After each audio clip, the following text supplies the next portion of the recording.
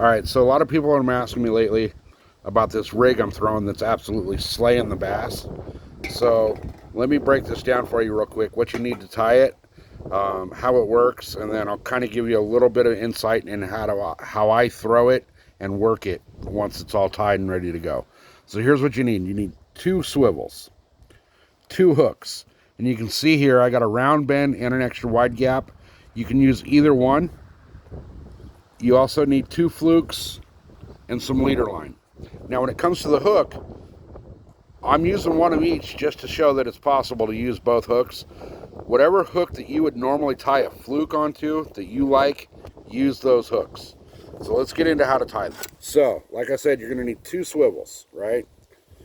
You take your first swivel, which you can see I've already tied my leader line together on this one.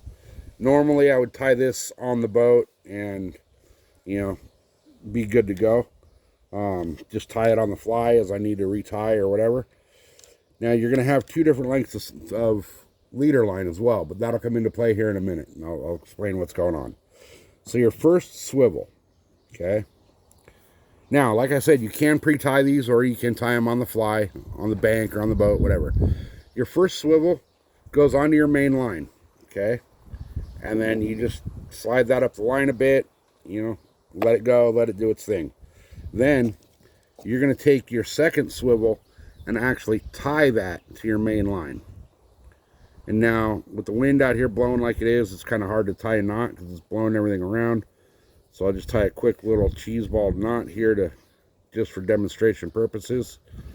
I'm not going to actually be using this rig that I'm tying up because everything here is used up and needs to go in the trash.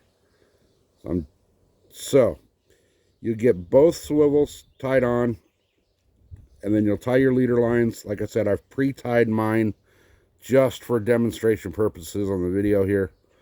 I prefer to use all new everything. You can use hooks that you had in the box for a while, whatever. But I prefer to retie this every time I go out. So you'll have, it's time to buy some new braid shears. These don't want to cut too well. So what you're going to end up with coming off your main line is 2 swivels. They're going to look like they're sitting side by side. You got one that just floats up and down your line, okay? And then your other one is actually tied to your line, okay? So you see how that one just floats and the other one's tied. Now, off your floating swivel, okay, you're going to tie a leader anywhere from 8 to 12 inches, depending on your preference, okay? You can tie your hook on, obviously, and then your swivel that's off of your main line, which I'll call a main swivel, like the other one's the floating, so this would be the floating, this would be your main. Off of this, if you say you tied a 10-inch leader on your first swivel, tie about 12 to 14-inch leader on your other leader, just to give you enough room for your knot and all that. So then you take your flukes, just rig them up normal, just like you would if you were fishing a single fluke. And I'm not going to worry about getting them all nice and straight and perfect on here because these things are dead anyway. So they're not going to sit straight no matter what I do. But you're just going to rig up your flukes. And you should already know how to rig up a fluke. Okay. So we got one rigged. We got our second one. I'll rig that up.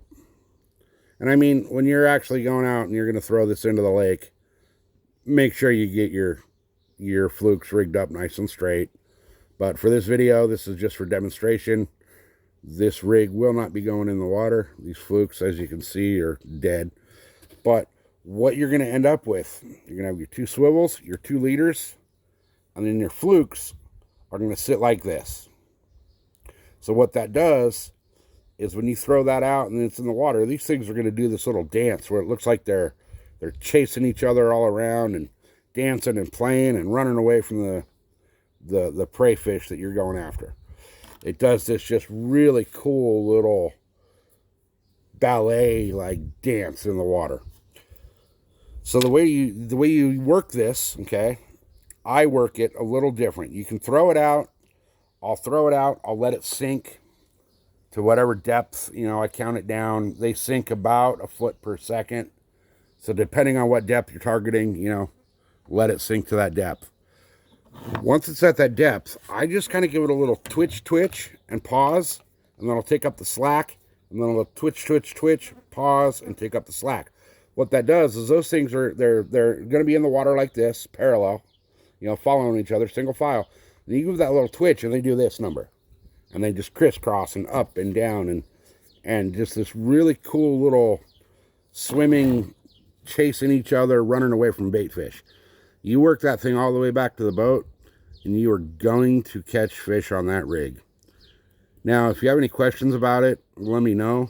Drop a comment, and I'll try to answer your questions the best I can. Otherwise, you can watch some of my videos where I'm throwing it, and you'll see that every time I throw this rig, I catch fish on it. Good luck, guys. Hope you enjoyed the video. Hope you learned something. And we'll see you next time. Hopefully this rig works out for you like it works out for me.